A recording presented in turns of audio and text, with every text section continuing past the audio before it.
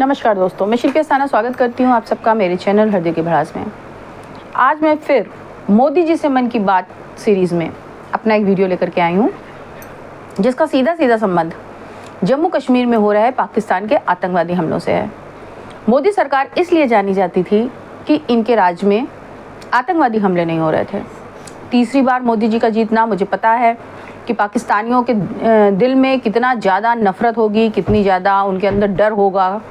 तो मोदी जी को इनका हल, कोई ना कोई हल निकालना ही पड़ेगा, क्योंकि अगर हम सांप या बिच्छू के बाहर निकलने वाले सांप बिच्छू को मारते रहेंगे, बिल से बाहर निकलने वालों को, और अगर हमने इनके बिल को ख़त्म नहीं किया तो इनके बिल में हमेशा नए नए सांप और बिच्छू निकलते रहेंगे।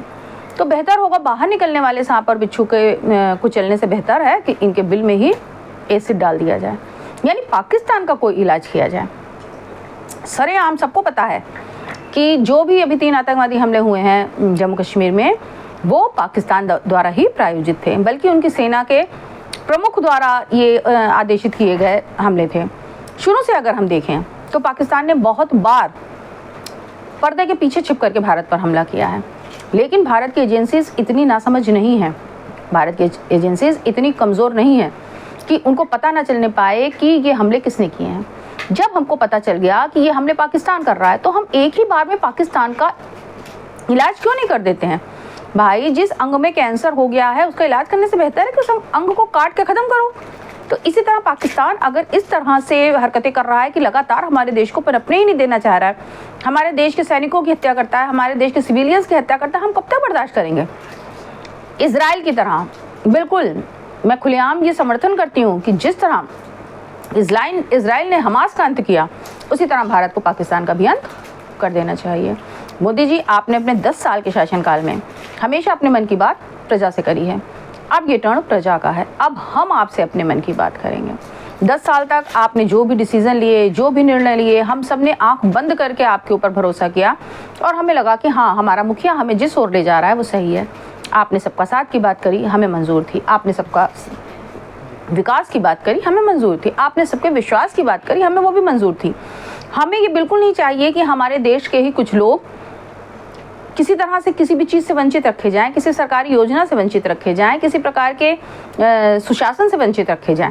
लेकिन अगर हमारे ही देश में भीतर खाने में ही हमारे दुश्मन पल रहे हैं, तो उनका अंत करना, उनसे कम से कम बच के रहना, ये आपकी पॉलिसी होनी चाहिए। गुजरात के एक क्षेत्र में जहाँ पर 500 से ज़्यादा आपके कार्यकर्ता हैं, सुनने में आया वहाँ पर आपको 7 वोट मिले हैं। अब आप जरा खुद सोच कर देखिए, क्या सब आप पर विश्वास कर रहे हैं? और अगर सब आप पर विश्वास नहीं कर रहे हैं और आप उसके पीछे भागते जा रहे हैं कि हमें सबका विश्वास चाहिए, तो वो दिन दूर नहीं जब आपके पास आपके अपनों का विश्वास भी नहीं रहेगा। क्योंकि हिंदू सदियों से प्रताड़ित होते हुए, दबते हुए, या मात खाते हुए, या कत्ल होते हुए, या उनके संग बदसलूकी होते हुए बहुत सह चुका। अब उसकी सहन शक्ति समाप्त हो गई है, और यही वजह है कि आप 2014 में प्रचंड बहुमत से जीते, 2019 में प्रचंड बहुमत से जीते। लेकिन अब आपको सोचना चाहिए कि शायद एक वो समुदाय जो आंख मूंद करके आप पे विश्वास कर रहा था, उसके विश्वास में कमी आ रही है। और कमी आती है तो अगर इंसान के विश्वास में कमी आती है तो वो अपने घर के लोगों को नहीं छोड़ता है, फिर कोई पार्टी और कोई, चाहे सामने वाली पार्टी कितनी भी बुरी हो। लेकिन अगर आप विश्वास खोएंगे तो एक बार लोगों के दिल में ये उत्कंठा ज़रूर उठेगी कि चलो अब दूसरे को ज़रा आजमा कर देखते हैं।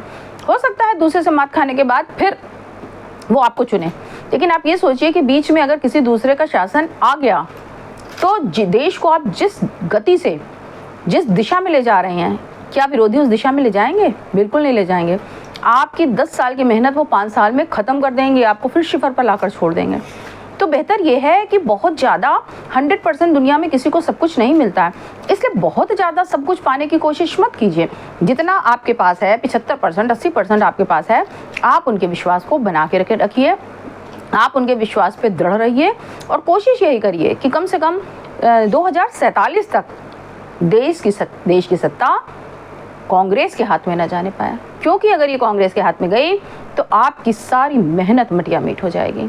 लेकिन इसमें दोष हम जनता को भी नहीं दे सकेंगे, क्योंकि जो विश्वास खोता है वो फिर किसी दूसरे पर विश्वास करने की कोशिश करता है या दूसरा रास्ता तलाश करता है। इसलिए मेरी आपको यही सुझाव है, यही राय है, मेरी आपको यही एडवाइस है कि मोदी जी जो आपके अपने हैं उनके विश्वास को बनाए रखिए, जो आपके बिल्कुल नहीं है उनके विश्वास को पाने की कोशिश मत कीजिए। जय हिंद, जय श्री राम।